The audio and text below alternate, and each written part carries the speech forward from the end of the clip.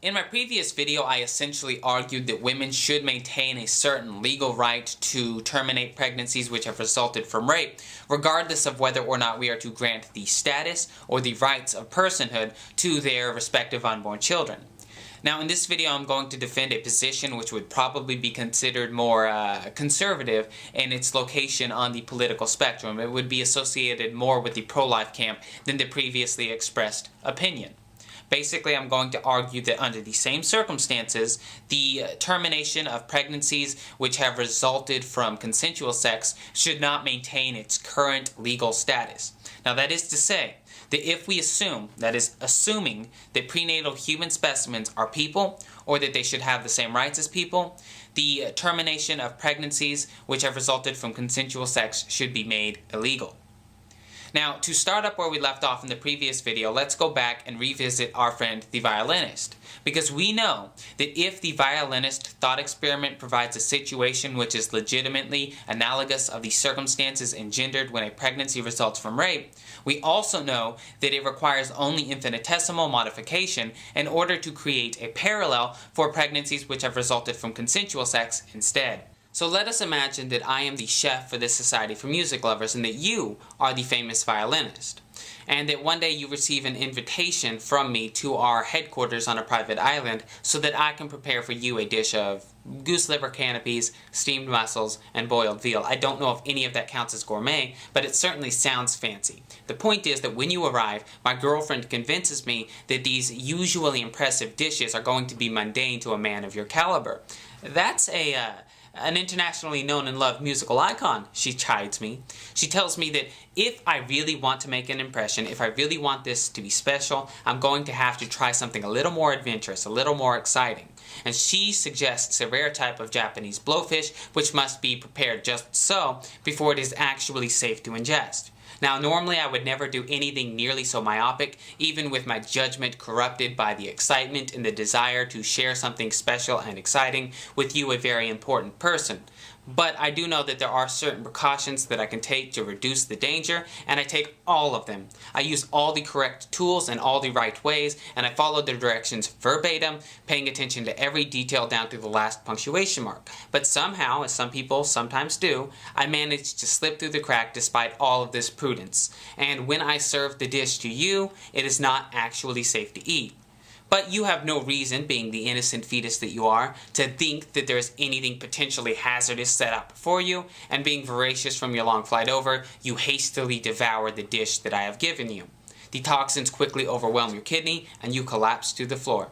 Somebody dials 911, but the operator informs us that given our distant location, it will take quite a bit of time before a team of emergency response professionals can be dispatched to us, and that if you've really eaten this fish, you're not going to survive long enough unless I take certain stopgap measures to keep you alive until appropriate medical attention can be given. So my options here are to either use my body for your benefit, to take these stopgap measures and keep you alive until appropriate medical attention can relieve me of the burden and keep you alive at the same time. But if I do this, then everyone's going to know that I have poisoned an internationally known and loved musical icon. My career as a chef is over. We can also say that I've got a class that I have to show up for, and if I miss it, I'm going to fail. But in order to get to that class, I'll have to leave you before the help can arrive, and you'll die. So if I stay and take care of you, my education is destroyed, my career is destroyed, and socially I will also be destroyed. We can even go a step further. I promised my girlfriend that after our meeting here had concluded that I would take her out. She's already gone home to get ready, and if I disappoint her, she's going to leave me. So my girlfriend will leave me in addition to all of this. But I have a solution. You see, I have a right to privacy. I don't have to let the world know that I poisoned you.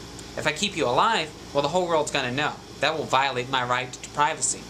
But I can't be forced to sacrifice my right to privacy for your benefit.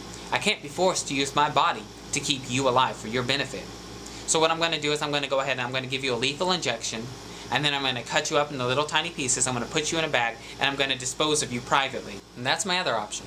I can either use my body for your benefit, encumbering myself with the burden of sacrificing my freedom of choice and my right to privacy so that you can go on living, or I can just kill you and be done with it. Except that that second option isn't. It's not a real option at all. I can't really just give you a lethal injection, sweep you under the rug, and walk away. If I were to try and do so, I would be and should be charged with murder.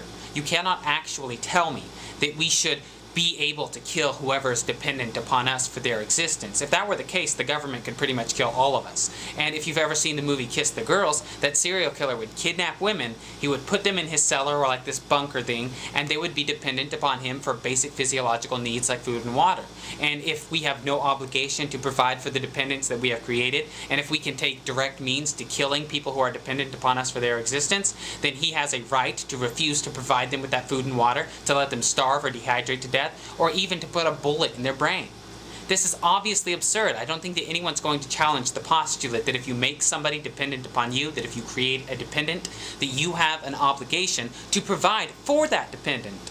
So the response that I expect to receive is an attack on my analogy. Now, in my previous video, whenever I was defending Judith Jarvis Thomson's original violinist thought experiment, I already discussed this approach and why it doesn't produce any legitimate logical criticism, but I'll go ahead and briefly recap for the sake of convenience. Yes, my analogy is admittedly outlandish, and yes, it would probably never occur in the real world. However, it doesn't have to. It's a hypothetical. We have all used hypothetical situations in order to draw conclusions, to make points, or to convey messages, and there's nothing wrong with that. It is a thought experiment. It is not fallacious, it is not illogical, and it does not reflect upon the validity, invalidity, strength, or weakness of your argument, and it does not reflect upon the truth value of your argument's conclusion.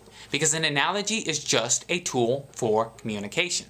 It is not an argument. So when you sit here and you focus on my analogy, you're attacking my language and refusing to acknowledge the content of my argument. In other words, my words are reaching you. You're hearing me, the vibrations are bouncing off of your eardrums, but you're choosing not to attach meaning to those words. You're choosing to turn a blind eye and refusing to look at the point that I'm trying to make. And I think that if you're honest and if you look at that point, you will find that it is a universally accepted postulate. It is a foundation of society. This is true of Stone Age society, modern society, Western society, Eastern society. Society in general cannot exist without the basic postulate that if you create such a situation that in order to exercise what would usually be a right, you must violate somebody else's right, you cannot do that. For example, my right to do what I want with my own body obviously encompasses my right to squeeze my finger. And if I'm sitting in my household, nobody in even the most fascistic society is going to get angry about that. Nobody's going to challenge my right to squeeze my finger.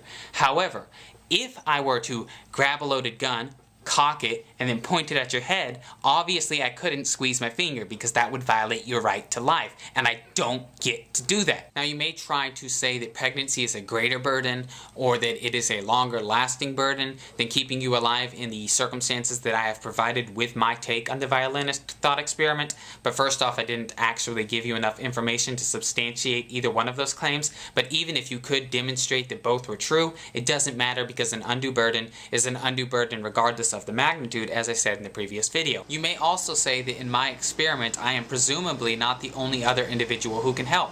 But let's say that I am. My girlfriend's already left. We're the only people on this island, and we will be the only people on this island until the emergency response professionals arrive to give you the appropriate medical attention.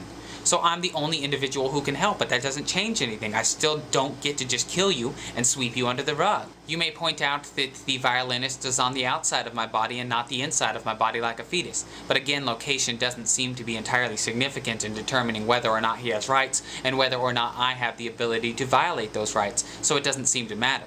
You may say that the fetus is a part of the mother's body, but I've demonstrated that this is not true in the past, and I will link videos in which I proved that point. I'm sure that I could go on if I really wanted to, but I don't think that that would be very productive. So, in conclusion, if you put yourself in such a position that in order to exercise what would usually be a right for you, you must violate other people's rights, you do not get to do so. And if you make another person dependent upon you for their continued survival, you are obliged to provide for that individual, and neglecting to do so is murder.